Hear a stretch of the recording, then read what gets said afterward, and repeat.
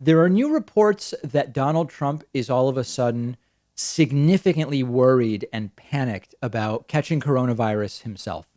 And the context is terrible polling for Donald Trump against Joe Biden in 2020. Political failure after failure after failure.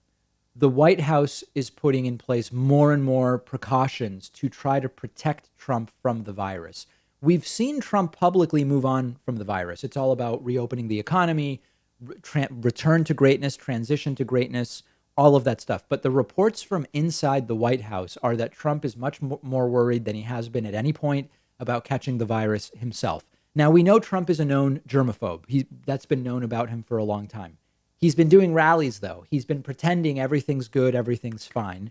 But now he's reportedly panicking. So what's happening is Trump is sending out not just security detail with advanced teams, but also sort of like germ cleanup details where they are determining, okay, this is Trump's bathroom for this event. We're scrubbing and ultra sanitizing the entire thing. Publicly, they've said, oh, everything's so good that at the White House, we're no longer doing temperature checks and regular testing for everybody at the White House. That is true, but the people around Trump are still being temperature tested, temperature checked, and COVID-19 tested all the time. You now have a ton of Secret Service that are quarantining after two of them caught the virus, sometime surrounding the Tulsa, Oklahoma rally of, I guess it was a week plus ago, 10 days ago now. We know of a senior Trump economic official who was in the Rose Garden with Trump last week, who now has the virus. Their name is not being released. Is it Larry Kudlow? I don't know. But Peter Navarro, it's not really clear who it is, but we know about that. What I don't understand is if Trump is really convinced that hydroxychloroquine, or as he says it, hydroxychloroquine prevents coronavirus, why not just keep taking it, right? Like if he ever was really taking it and it protects him from coronavirus, if he's so worried, why not take hydroxychloroquine? It's another example of how what Trump says publicly is the opposite of what happens privately. Testing isn't that important, says Trump. And yet everybody around him is tested every single day. Meanwhile, he's regularly golfing. Now, I don't actually believe that Trump catching coronavirus would be that bad for him politically unless it killed him. What I mean by that is his own followers aren't likely to abandon him because he catches coronavirus. They've not abandoned him with the testing fiasco. They've not abandoned him over 15 cases will soon be zero in April. They've not abandoned him over it's going to wash through and go away like a miracle by the end of the month. If they've not abandoned him for that, why would they abandon him because he catches the virus? On the other hand, the people who recognize that Trump has failed on the virus, they should already not be voting for him. And I can't imagine their mind would be changed by Trump catching the virus either. If you disagree with me, let me know.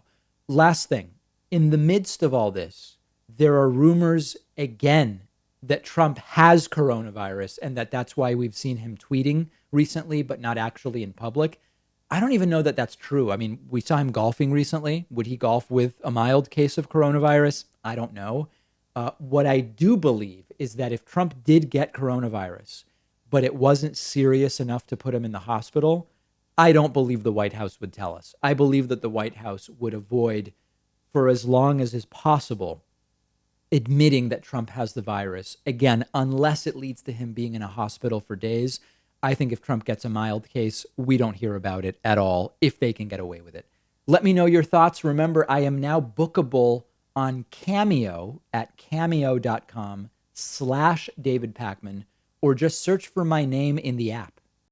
One of our sponsors is privacy.com. They're giving you $5 when you sign up for their completely free service at privacy.com/Pakman. I've been using Privacy for a little over a year now. You've heard me talk about it before.